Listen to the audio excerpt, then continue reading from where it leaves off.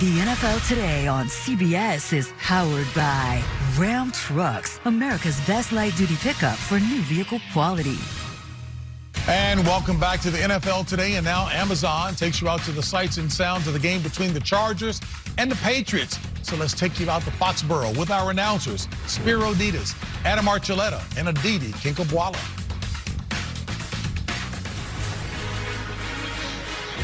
JB here in Foxborough. The weather probably matches the current mood of these Patriots fans in what has become a wayward season. But the weather conditions nasty here. Rain in the forecast for most of the afternoon. A little bit of wind.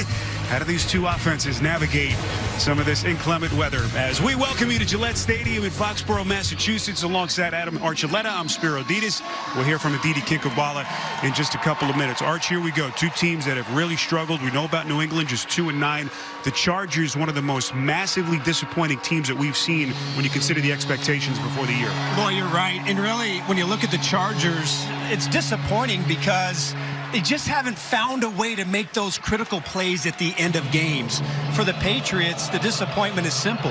It's the inconsistent quarterback play that really has kept this team behind. Yeah, one of the major reasons why this team is struggling through the worst 11-game start here in 30 years. It's been a revolving door at the quarterback situation. Mac Jones appears to be a broken quarterback at this point. Just the last couple of weeks, 2 more benchings. Bailey Zappi has gotten his opportunities, and today Zappi gets his first chance to start this season. Spiro, it was clear after watching the first half of last week's game that Jones had lost all confidence in himself. Too many missed opportunities, and then the giveaways one more time. It's really hard to say what kind of quarterback Zappi is going to be. That for the first time, he has taken all the first-team starter reps and gets to start this year. You go back to last year, 2 starts, he played pretty good. Now, the good news is, Spiro, that if you look at their offense here of late, they've had a pretty strong running game, and Ramondre Stevenson really running the ball quite well. In his last 2 games, over 20 attempts. He has over 100 scrimmage yards in his last 3, so there is no doubt in this weather, the run game will be a feature. Meantime, it's been a long year for Brandon Staley and the Chargers. Remember, they stumbled out of the gates, losing 4 of their first 6. Then they fought their way back to 500, but their defeat last week to the Ravens was their 3rd straight, and so they're basically in a must-win to keep their dimming playoff hopes alive, and it just seems like there's so much on the shoulders of Justin Herbert.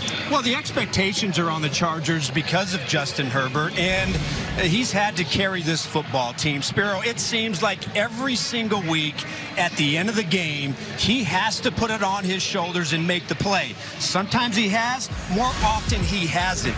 Now, he is down some of his best targets, but that hasn't stopped Keenan Allen of being the feature and the focal point of this offense.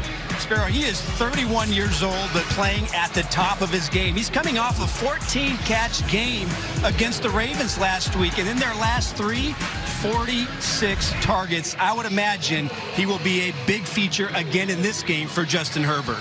Allen has been incredible, as has Khalil Mack, one of the bold-faced names that Brandon Staley has had with his defense. The newly minted Defensive Player of the Month, as Mack has been on an absolute tear with his 6 sacks over their last 4 games. They'll need a lot of that in this kind of weather with their defense. Patriots and Chargers ready to get it on here in Foxborough. The kick just around the corner. You're watching the NFL on CBS.